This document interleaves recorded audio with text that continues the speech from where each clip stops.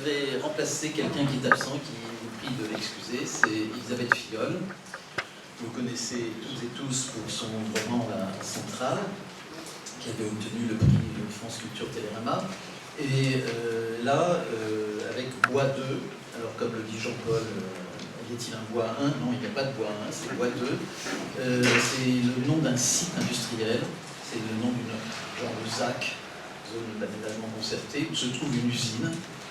Une usine qui vit des jours pénibles, il y a une centaine d'ouvriers, c'est ce qu'on appelle une PME, et elle a fait l'objet, après la mort de son fondateur, et c'est l'occasion pour Elisabeth Filleul de parler d'un certain état du capitalisme du début du siècle dernier, et jusqu'aux années 50, la fin des années 50, un capitalisme familial, et l'usine Fortin, puisque c'était le nom de l'usine.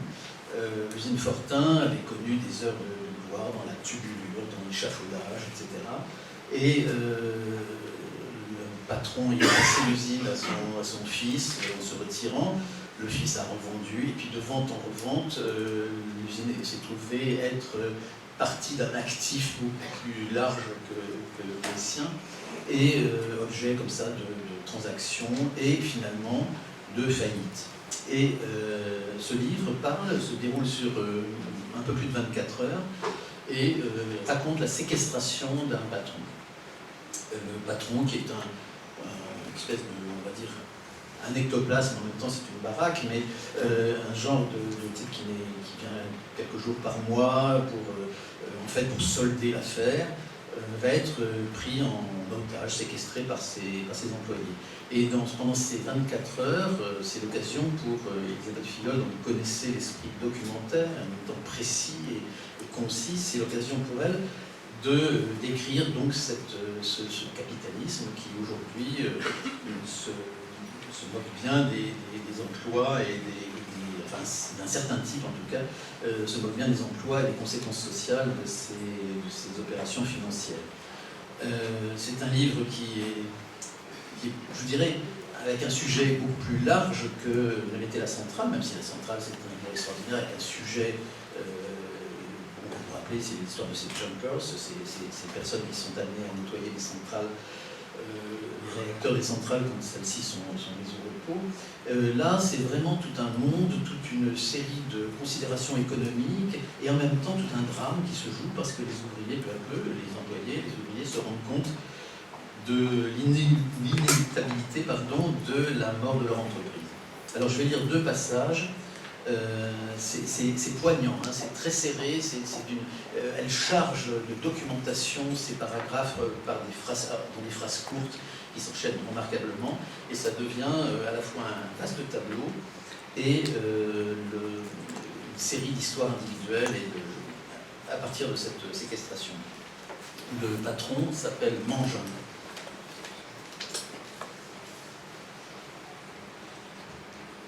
Mangin, qui n'a toujours pas bu depuis le début de la matinée, ne cède pas pour autant un pouce de terrain et joue la montre. Il n'entend rien, il n'éprouve rien, il fait mine de ne rien voir, c'est un fakir. Les gars sont sortis, ils sont revenus. Les glacières vidées de sandwichs, ils les ont remplis avec des packs de bière fraîche, les glacières dehors, au pied de la fenêtre, et régulièrement un copain passe et les approvisionne par la vitre ouverte. Les canettes vides s'accumulent sur le rebord. Dehors, la cour ouest est silencieuse, traversée à la hâte. Tout le monde s'est regroupé côté parking, autour des tables, à l'ombre des bâtiments. Leur présence au vitriol, sa garde rapprochée. Il s'était tassé, il se redresse. Il a la haine dans le dos. Autant de haine, rarement. Ceux qui l'encadrent ont la carrure de l'emploi. Finalement, un type qui nous paraissait immense, pas tant que ça. Au milieu d'autres balèzes, un balèze en costume. Il a tombé la veste et retroussé les manches, quand les autres sont en t-shirt, jean, basket, pour certains aux couleurs de Fortin.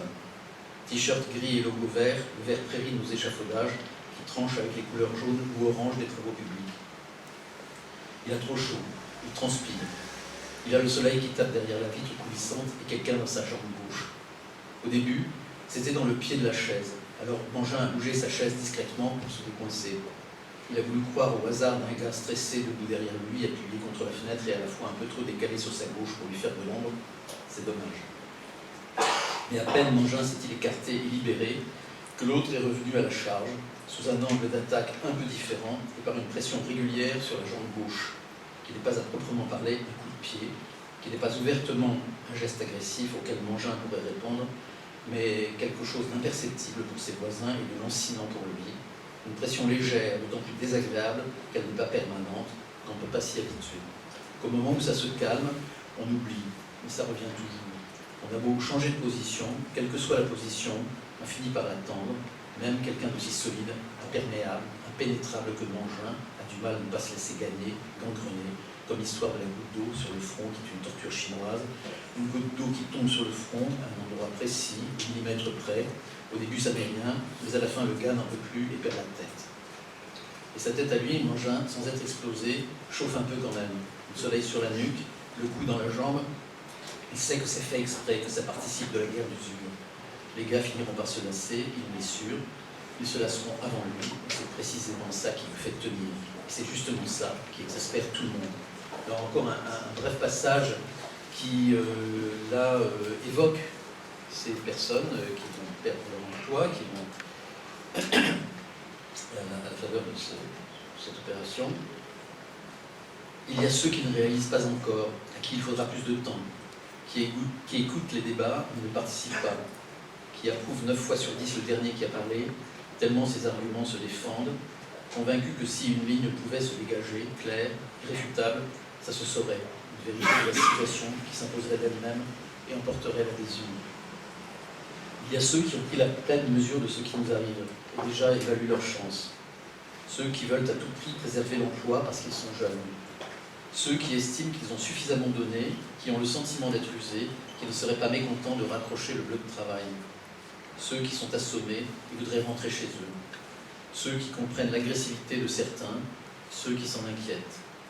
Ceux, peut-être une dizaine, qui n'ont jamais travaillé dans une autre entreprise, qui ne s'imaginent pas un avenir en dehors de la STECMA. Ceux qui ont déjà vécu un licenciement et savent qu'on peut s'en relever. Ceux qui se souviennent de leur dernier licenciement et pensaient avoir tourné la page, qui disent que ça sera plus dur cette fois parce qu'ils savent par où on peut en passer, alors que la première fois, non.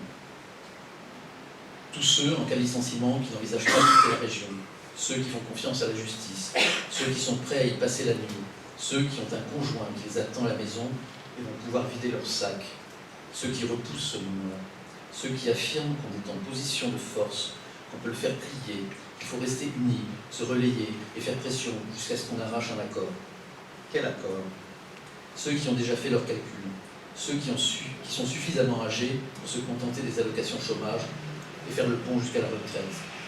Et les autres, ceux qui pensent avoir déjà tout perdu et baissent les bras, ceux qui n'ont plus rien à perdre et veulent se battre, ceux qui, vaille que vaille, s'occupent de rédiger une position commune, ceux qui disent qu'il faut la soumettre au vote et ensuite laisser partir ceux qui veulent partir, calcul des indemnités, 2 fourchettes, minimum acceptable en fonction de l'ancienneté, fourchette basse. On démarrera au-dessus dans la négociation, fourchette haute. On vote. Ceux qui sont pour lèvent la main, 57 fois. Ceux qui sont contre, 5 abstentions. Il y a ceux à qui ça fait du bien, en sortant, qu'ils fassent beau. Ceux qui ne me supportent pas.